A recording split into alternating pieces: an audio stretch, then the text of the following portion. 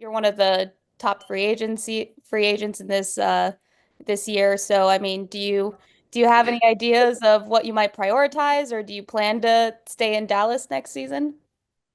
Yeah, I mean, I've already communicated with Dallas how grateful I am because they've made this a home for me for the past years, and I'm working with them together and finding a next home for me because I've already played my last game in Dallas, and I'm just excited. I'm excited for free agency. Able to talk to a lot of players. Outside the league because I have not played on a different team yet. And I'm excited to get to know them more on a personable level, but also knowing how they approach the game. And I just love having basketball conversations and high level IQ conversations about the game to know where I will fit best in the future. Would you want to play with your sister? Yeah, of course. In the future, I would love that.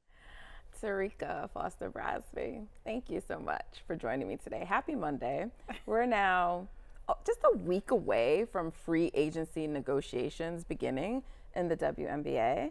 And Satou Sabally just decided to kick us off early by dropping some free agency news herself during Unrivaled media availability, right? Mm-hmm. And so this was last week. I was on the call, you were on the call, and it wasn't shocking because I think many suspected that Satou Sabally may not be returning to the Wings. But certainly I didn't expect her to be breaking that news herself or confirming it, however you will. But it sort of made a splash ahead of a free agency. And it also raised an interesting, I guess, I don't know if it's a note, but it's interesting to see going forward in the future with Unrivaled, being that this league now is going to be happening right, not far after the season ended, ahead of free agency or during the free agency period. Will this be a place where we get more news? We kind of are more connected to some of the key players in the WNBA. Yeah. And so the top players. So before we didn't always have like that connection with them. Some were overseas, they were doing different things, but now many of them are all in one location. Yeah. And so what will that also just mean for free agency? Because they're talking to each other, there has to be some, hey girl, come play with us, Right. So there's so much to unpack there, but wow, Satou dropping that news. What did you make of it when you first heard that? I wasn't shocked or surprised. I mean, I think to your point, we kind of all in this circle had an idea or a feeling that this was the way that she was trending. I think we all, I know I certainly thought over the course of New York's championship run, I kept saying, like, you looking real comfortable in New York, Satou. Like, you felt real comfortable putting that championship shirt on, and I know you're supporting your sister, but really you looked very happy in the city of bright light. So I think there was always this idea that it was happening, but I also must say that I kind of appreciate when players get an opportunity to kind of break their own news or to pretty much let them know, like let us know, reporters and those, what is really happening. There's no way you can get that confused. There's no way you can doubt what a player says out of their own mouth. But I thought that it was just a great way, honestly, for her to just confirm what some of us may have already known. But now that becomes the question of whether or not what she does. I just learned today that Dallas has indeed extended her the core designation. Teams have been able to start doing that as of this past Saturday, so they can start having conversations with their own players. And so at this point, for those who may not be aware of what the core designation is, it's basically like an NFL franchise tag, pretty much, right? They can either decide to stay and play for that 1 year, or the team can work out a way for them to be able to transition to a new team on a sign and trade deal so that they're not getting, nothing for the fact that a player that's essential to their team is leaving. And one thing we can probably agree on is that Satou Sabally is incredibly essential to what the Dallas Wings were doing and plan to do in the future. Yeah, so we see here, based on this free agency timeline, January 21st is when free agency negotiations can begin. Now, you've been in this space for a really long time. Do you think by that first day we'll have more news about Satou, or are you expecting it to kind of linger a little bit longer into the free agency period? Contracts obviously not being signed until February 1st. Mm-hmm. It's an interesting thought. I don't believe that we may know specifically by January 21st exactly where Satou will sign, but I think we may have a better idea as to what teams may be interested in her. And I think that's a conversation in and of itself. Like, where does she fit? Where do we believe that she would even want to go? First team that comes to my mind is Indiana. I know that sounds crazy, but I think Indiana would be a great place if she wants to leave Dallas. New head coach, new opportunities there. They're already a playoff team. And we've already have heard and seen that there has been some questions about what NaLyssa Smith wants to do. And so if NaLyssa Smith decides that, you know, there's a different opportunity somewhere else for her, and that's what the team also feels is best, then you can imagine a starting lineup of Satou, Caitlin Clark, Kelsey Mitchell, if she stays, and Aaliyah Boston. I mean, to me, that feels like a team that could definitely do some damage in this league. Yeah, I mean, we heard Satou herself mention New York when she was asked would she ever want to play with her sister. So, and you talked earlier about her looking really comfortable. Super comfortable. with the New York Liberty. Yeah. So, you know, I don't know if Indiana is more attractive to her. I've heard it linked to her name. I don't know if she has an interest in going there, though. So it's unclear to me if that's like speculation, if people are just saying that's a good fit for her. I imagine she has to be a player that will be targeted by them in free agency. For sure. I imagine she's at the top of many lists as a free agent target. So because the question then in New York becomes, are you prepared to give up assets for a player like Satou Sabally? We know she has an injury history.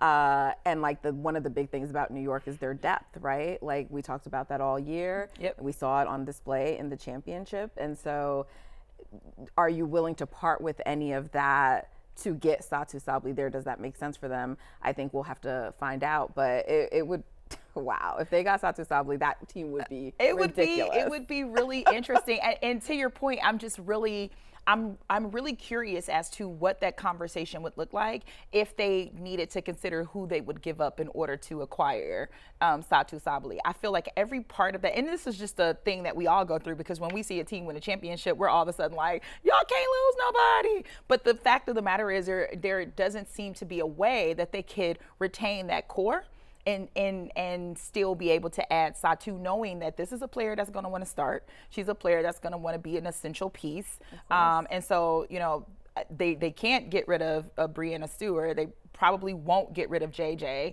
I can't see them, you know, parting ways with Sabrina Ionescu. I mean, if we're being honest, that's a whole Oregon party right there, right? You've got Sabrina, Niara, if you add Satou. You know, the only person that I think that you may have to consider is Benijah Laney. And then that becomes a question of, you know, do you give up? Granted, Satou Sabally is also going to provide a defensive presence that Benijah would have also given you, but it's an interesting conversation that I feel like we're going to have for the next couple of weeks.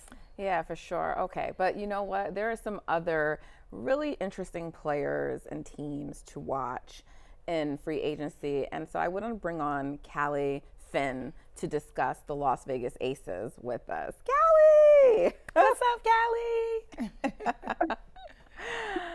So, Callie, I'm sure you heard us here talking about the fact that Satou Sabally got cored earlier today. We know that the Aces didn't really wait on the first day. What was it, Saturday, the 11th? They extended a core qualifying offer to Kelsey Plum. That was expected. You've reported that for a while now. So that core designation, we expected that was coming. What's been a little surprising, and I think why there's so much conversation, at least from what I'm seeing, about Kelsey Plum, is that during the season when the rest of the core Aces, the other, they're the core four, Asia, Chelsea, Jackie Young, and Kelsey Plum. So when her other three, counterparts, they signed extensions, she did not.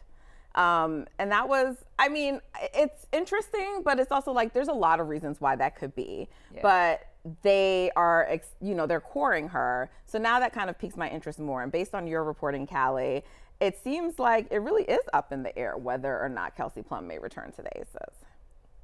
Yeah, absolutely. I mean, and I want to be clear. Nothing I'm saying is like definite or or anything like that. But based on multiple conversations that I've had, it does seem like the most likely scenario is that Kelsey Plum would move on from the Aces. You know, you mentioned that she did not sign an extension, and former general manager Natalie Williams told me before she and the Aces parted ways that, you know, Kelsey was offered an extension and declined. And so I think you both touched on this when you were actually talking about Satou. And it even applies with Brianna Stewart's situation. Like when a player is going to be cored, we're often given a clear indication of what that player wants, you know? Satou made it clear unrivaled, she's done in Dallas. We also know that Brianna Stewart is likely to be cored by the Liberty, but she's indicated that she wants to be there. So they're kind of doing that as a, you know, honestly, it seems like as a gesture of good faith to her, because once you've been cored twice in your career, you have a lot more agency, you know, in free agency, if you will. So I think that you have a lot more control of your situation. When it comes to something like somebody like Kelsey Plum, she's coming off a difficult personal year, and she's emphasized that she wants to take time for herself, which is why she said that she pulled out of Unrivaled. So we're not necessarily in the position to, I mean, with respect to what she said, to ask her directly, and that would be the best indicator here. But of course, like, you mentioned my reporting, like I can pull and cite a few quotes that kind of imply that, you know, the same way that Satou said that she's working with the Dallas organization, that's been the implication, that the Aces are working to find a situation where, quote unquote, everybody's happy, which is exactly what Becky Hammon said to me about a month ago in regards to Kelsey Plum's situation. Yeah, Becky also, I think she made the statement, something along the lines like, it's just not, like, we're not going to look the same that we've looked in the past, right? Which makes total sense, right? Again, as I just said, you kind of in your mind have this idea that teams are always going to look the way they look, and the reality is that's just not possible. But what I do think is interesting is that there is a team that will be coming to the league this year, the Golden State Valkyries, and a part of me just kind of feels like that might be a fresh start for Kelsey Plum if she does decide that she wants to move on from the Aces. To me, it gives them an opportunity to have a great perimeter scorer, which we know that Kelsey Plum is, but it also will add a little bit of familiarity for her because the new head coach was the former assistant coach in Las Vegas. And I think that that could also be something that plays well, where you're getting a new environment and you're getting a new experience, but you're also still working with someone who knows you and knows you well. So you get a bit of the best of both worlds. I'm just curious, Callie, if there's, you know, any inclination that you have that maybe the Valkyries could possibly be a destination for Kelsey. Yeah, I mean, I definitely would not rule that out. Something that really stands out to me is that, you know, Kelsey is a Southern California native, and San Francisco is, you know, it's within the state. California is a large state, but it's still within the state. And I think that that stands out. Also, she and Natalie were really close. Like, I remember the first conversation I had with Natalie Nakaze, she was telling me that she spent the whole offseason doing Pilates with Kelsey Plum because Kelsey had roped her into it. And they were waking up at like 6 a.m. together to go to these Pilates sessions. And I remember telling Natalie, like, that is something I would never do. I could never, like, wake up that early. And she was like, well, you should. Like, you should consider it. Kelsey has, like, changed my life by us doing that. And that's, like, something small thing. It doesn't really go into any reporting or anything, but their relationship seems to be really strong. And so, you know, I wouldn't be surprised by something like that. That was actually the context of the quote that Becky Hammon had given me, where she said, like, you know, Kelsey is very core to this organization. She's very important. And so, you know, we're giving her space to figure out what she needs for herself, but we also want to make sure that we as an organization are in a good position. That we were talking about the expansion draft, because the question was whether or not to protect her, because obviously the Valkyries would be, had she been left unprotected, it seems like a no-brainer to me that the Valkyries would have selected her. And so to me, that's like the most intriguing destination for Kelsey. I mean, I totally understand the fit. You mentioned like perimeter scoring for the Valkyries, and they'll absolutely need that. But I think also she brings like this, you know, veteran championship mentality that Natalie Nakaze has emphasized that she wants to cultivate in the Golden State. And so to me, that would just be knock out of the park. And they have the room to do it. You know, they're just building their roster. Cap space is not going to be a problem. So that stands out to me, definitely.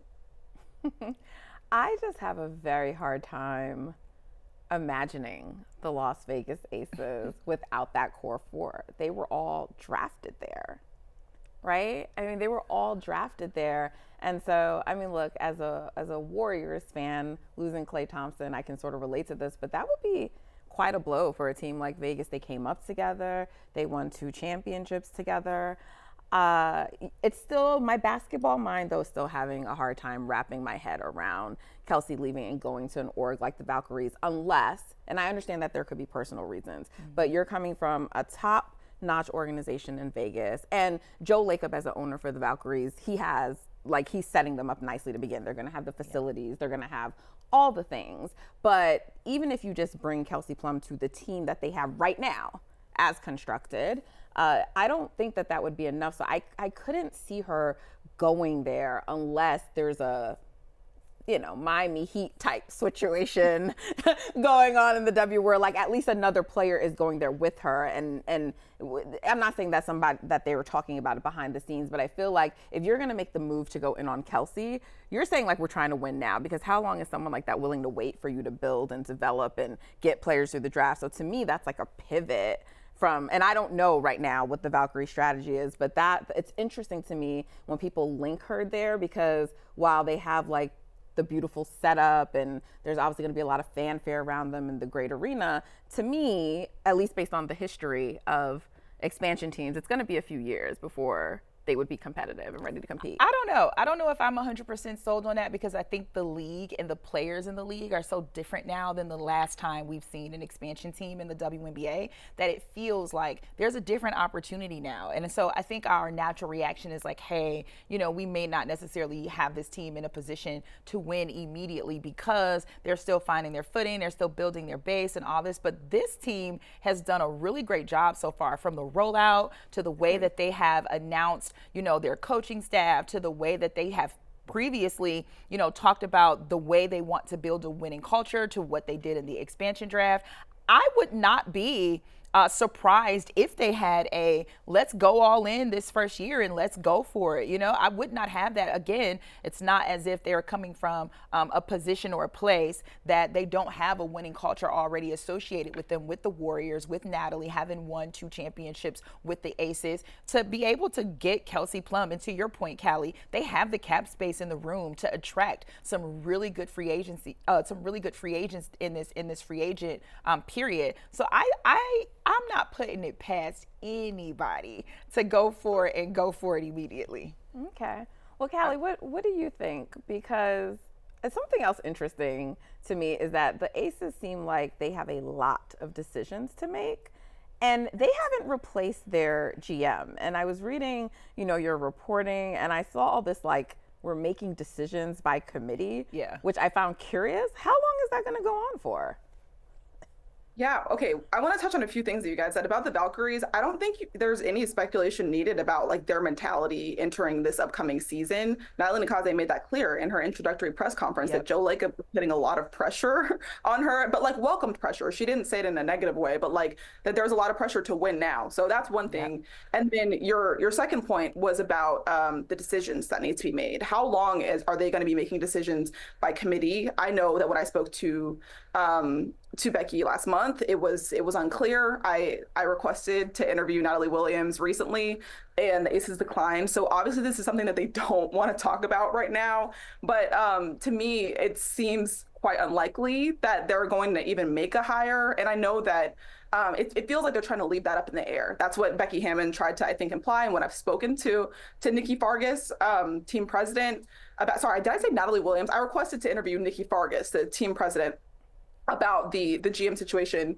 But when I'd spoken to her previously, she did say, like, we're going to take our time. But since then, the conversations have been pivoted towards the people they have in the front office who are working now. And so I think that seems like a very intentional choice. They seem to all be on board with that. And I think that when you have multiple people in the same front office, kind of giving you the same message, that's something to pay attention to. So if they feel like they have enough people in the front office who are capable to prepare them for this, I mean, this should be a pivotal offseason for this team, then that's kind of just like what we have to accept. I also keep thinking about how Nikki Fargas said that she wanted to have like the staff in general complete by free agency. And, we were talking about, what really is the start of free agency? Like, are we in it yet? Or is it when negotiations start on the 21st? So maybe we give them until the 21st. If there's no GM announced by then, I think we can assume there's definitely not going to be one. But the reality is that this is like, there's so much change facing this team. We talked about Natalie leading the Golden State Valkyries, but then we also have Tyler Marsh gone to, take the helm at the Chicago Sky. No general manager. I'm told that the assistant coaching staff might not even be complete. Like we might hear of another hire soon, which is I'm trying to kind of navigate in my mind how that would look, because right now they already have 3 assistants. So a lot is changing, and they also only have 6 players under contract for this upcoming season. So around like $660,000 in cap space, and some of those salaries aren't even protected. And you look at their unrestricted free agents, like we've already talked about Kelsey Plum, but what about Tiffany Hayes and Alicia Clark and Sydney Colson? Like those are people that, feel so important to this team, and all of that is kind of just in flux right now. So you would hope to see some decisions soon. I guess that's what this time is all about. And when Becky said she expected this team to look different, and you referenced that earlier, Terrika, that's what I was expecting. I was expecting maybe not to see some of those players who, Callie just named. Maybe we don't see Alicia Clark back again. I don't know. It seems like Tiffany wants to return to the Aces, so we'll see about that. But there's some questions for them at the center spot, right? So it's things like that I thought it could look different. I did not expect the core 4 to change. I guess we'll see. Callie, thank you so much for joining us and for all your insight. We will be definitely watching your reporting as this free agency season unfolds. Thanks so much for having me. You're welcome.